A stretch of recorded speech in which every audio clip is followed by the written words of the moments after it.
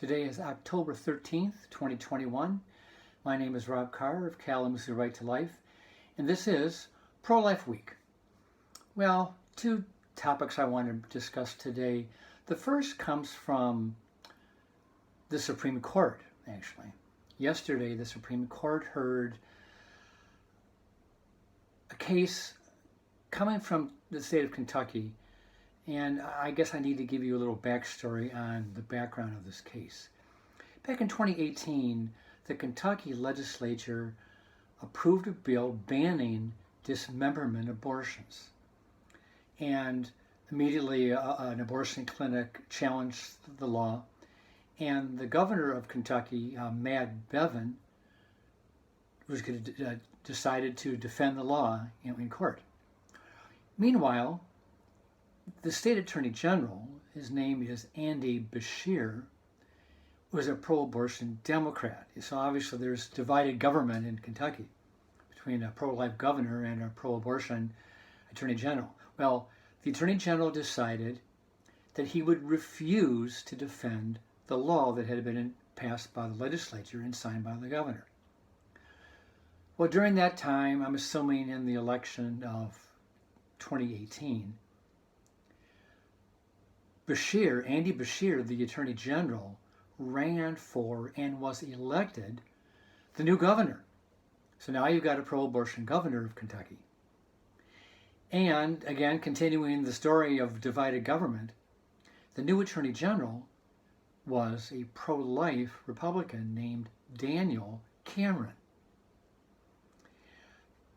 So let's continue on. Several months later, a federal appeals court blocked the law from taking effect. And the Governor Andy Beshear, the pro-abortion guy, decided that he would not challenge or make an appeal to defend the law in federal court. And the Attorney General, Daniel Cameron, he filed a petition to request to be able to defend the law in court. So you do have a real twist here between conflicting governors and now conflicting attorneys general. So that case, not the case of the dismemberment law, but the case on does Cameron, the pro-life attorney general, have the right to defend the law in court? And the ACLU and some of the pro-abortion groups have said, no, he does not have the authority or the right to challenge the decision by the appellate court or to defend the law. Well, yesterday, on October 12th, that came before the justices. And surprisingly, even Justice Breyer and Justice Kagan expressed sympathy for Attorney General Cameron, that he should have the right to defend the state law in court. Because we're not talking about the merits of the case. We're just talking about, does Cameron, the pro-lifer, have the right to defend this law in court? So they just heard the oral argument yesterday, and we haven't heard any kind of a decision. But it does seem like even some of the liberal justices are willing to give Cameron the right to defend the law in court. So that's a good thing. At least they're being objective on the issue. Obviously, we're not talking about the merits of the case. We're just talking about the procedural legality of, does Cameron have the right to basically disregard what the governor wants and to go ahead and proceed to defend the law. So that's good.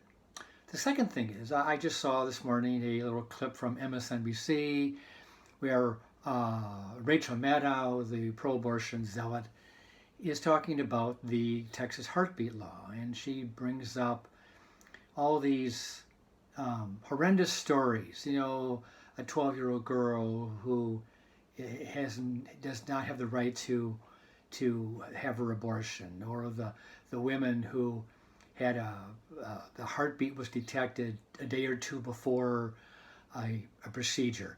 You know, and you're always going to find hard cases, gut-wrenching cases that will tug at your heartstrings and make you question your own position on whatever the issue is. But here, I always seem to fall back on, and I'm sure most pro-lifers fall back on the whole issue of the baby. As heart-wrenching as some of these stories are, the Rachel Maddows of this world continue to completely ignore the baby. The baby is being killed. You know, go back to the Kentucky case. The baby is being dismembered. You know, what does the word dismemberment mean? The pro-abortion people, they talk about ending the pregnancy, terminating the pregnancy. Those are just words out of a dictionary. But what does it mean when you dismember a body? You chop it up. You cut it up. And it frustrates me to no end that you have seemingly intelligent people who all they can see is it's a woman's right. It's a woman's choice. My body, my choice. It's a woman's right. It's a woman's right.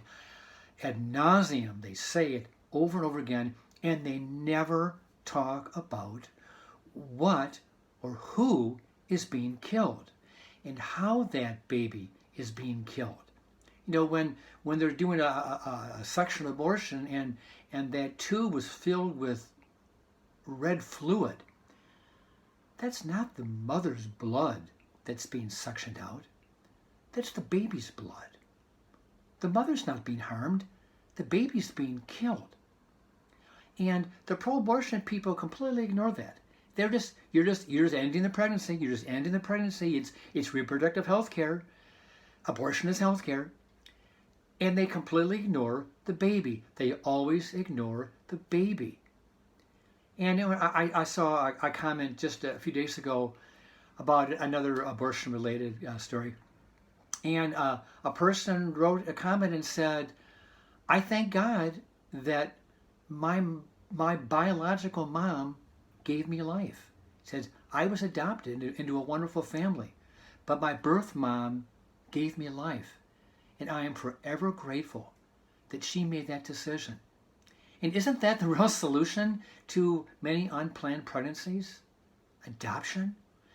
Giving these babies the chance to live, the chance to be adopted into a good home, the chance to grow into maturity and to become responsible citizens of the world, and to think of the joy and the happiness and the love and the enthusiasm that they, as growing children up into adulthood, as they bring to our communities. You know, I've got 8 grandchildren and 9, there's one coming on the way. You know, my grandkids are amazing children. And my 3 children were amazing children. And the joy that children bring to this world is beyond measure. And I can't understand why the pro-abortion people continually choose to affirm the woman's right to have a doctor kill that baby just because they do not want to love it. So I'm going to end right there. I will see you next time. Goodbye.